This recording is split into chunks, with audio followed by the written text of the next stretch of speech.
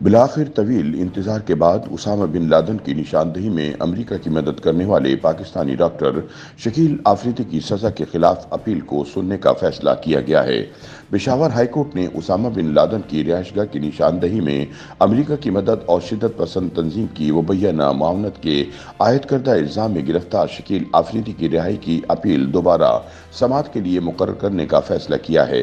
Peshawar high court کے حکم کے بعد سابق قبائلی علاقوں کے ایف سی آر ٹریبیونل کو بحال کر دیا گیا ہے۔ روزنامہ امت کی ایک رپورٹ کے مطابق امریکی سی آئی اے کے لیے جاسوسی کے الزام میں گرفتار ڈاکٹر شکیل آفریدی کو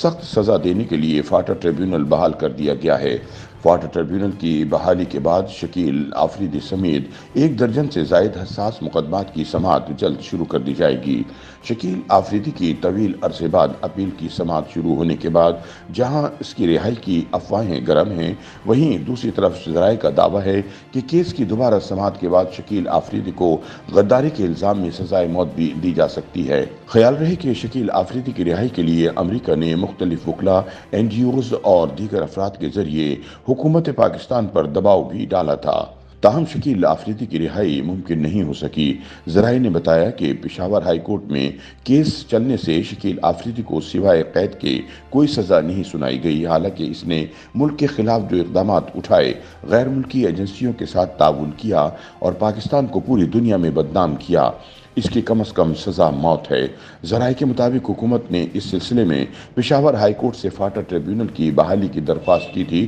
جس پر فیصلہ محفوظ کر لیا گیا تھا اور اب فیصلے کے بعد ایف سی آر کے تحت فاٹا ٹریبیونل بحال کر دیا گیا ہے۔ واضح رہے کہ ایف سی آر کے تحت دی جانے والی سزاؤں کے خلاف اپیل ہائی کورٹ اور سپریم کورٹ میں دائر کی جا سکتی ہے، تاہم فاٹا ٹریبیونل کے پاس سزائے موت اور عمر قید کی سزائیں دینے کا اختیار ہے اور فاٹا ٹریبیونل میں چونکہ دیگر کیس نہیں ہوتے، لہٰذا جلد سے جلد فیصلے دیے جاتے ہیں۔ اس حوالے سے حکومت نے ہائی کورٹ کو درخواست کی تھی، جس کے مطابق پشاور ہائی کورٹ کے احکامات کی روشنی میں خیبر پختونخوا حکومت نے منسوخ شدہ فرنٹیئر کرائمز ریگولیشن یعنی ایف سی آر کے تحت مخصوص قسم کے مقدمات کے لیے سابقہ فاٹا ٹریبیونل بحال کر دیا ہے۔ اس ضمن میں قائم 3 رکنی ٹریبیونل ہائی کورٹ کی جانب سے بھیجے گئے 11 کیسز کی سماعت کرے گا، جس میں ڈاکٹر شکیل آفریدی کا کیس بھی شامل ہے، جو 2018 میں ایف سی آر کی منسوخی کے بعد ٹریبیونل کے پاس زیر التوا تھا۔ اس حوالے سے ایک نوٹیفیکیشن بھی جاری کیا گیا تھا،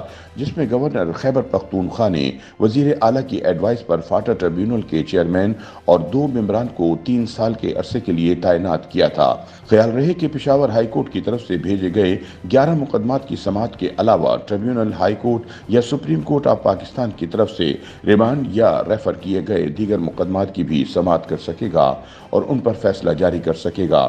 یاد رہے کہ ہائی کورٹ کے 3 رکنی بینچ نے 2 دسمبر 2022 کو حکومت کو ٹریبیونل کے قیام کا حکم دیا تھا۔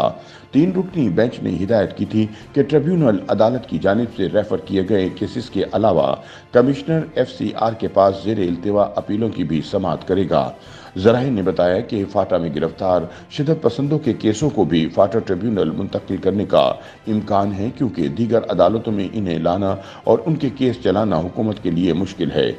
جبکہ قبائلی علاقوں میں شدت پسندوں کے سہولت کاروں کو بھی دیگر عدالتوں سے بعض اوقات شواہد نہ ہونے کی وجہ سے ریلیف مل جاتا ہے، جس کی وجہ سے پولیس اور دیگر اداروں کو مشکلات کا سامنا ہوتا ہے۔ خیال رہے کہ شکیل آفریدی کے عوض ماضی میں نواز شریف نے عافیہ صدیقی کی رہائی کی شرط عائد کی تھی، لیکن اس وقت کے امریکی صدر باراک اوباما نے شکیل آفریدی کو ریمنڈ ڈیوس کی طرح دیگر ذرائع سے رہا کرنے کی تجویز دی تھی، جس پر پاکستان کے مقتدر حلقوں نے شکیل آفریدی کے کیس پر امریکی دباؤ نہ لینے کا فیصلہ کیا تھا۔ یہی وجہ ہے کہ شکیل آفریدی کو پشاور کی جیل سے ساہیوال کی سیکیورٹی جیل میں منتقل کر دیا گیا تھا۔ شکیل آفریدی کے کیس میں حکومت کی دلچسپی کے بعد قوی امکان ہے کہ بہت جلد اس کا فیصلہ سنا دیا جائے گا۔ ماضی میں شکیل آفریدی کے کیس میں اسے سزائے موت کے بجائے 33 سال قید کی سزا دی گئی تھی، لیکن اب کیس دوبارہ سننے سے بہت جلد اس کا منطقی انجام ہونے والا ہے۔ ادھر صوبائی وزارت قانون اور داخلہ امور کے ذرائع نے بتایا کہ بہت جلد یہ کیسز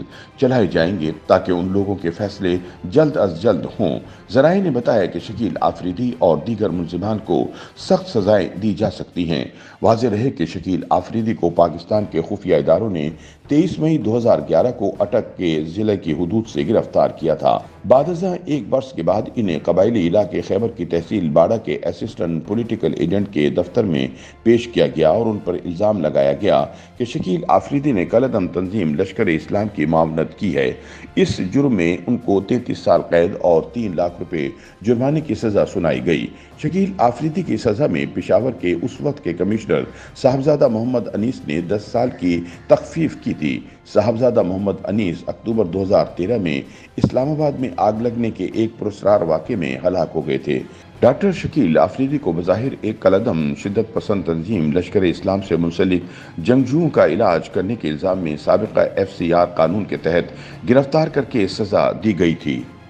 YouTube पर गूगली न्यूज देखने के लिए youtube.com की सर्च बार में गूगली न्यूज TV टाइप करें। गूगली न्यूज के पेज पर सुर्ख रंग के सब्सक्रिप्शन वाले बटन पर क्लिक करना ना भूलिए। YouTube पेज पर अपलोड होने वाली वीडियोस से बाखबर रहने के लिए बेल आइकन पर क्लिक कीजिए। आपको हर नई वीडियो के बारे में नोटिफिकेशन मौसूल हो जाएगा।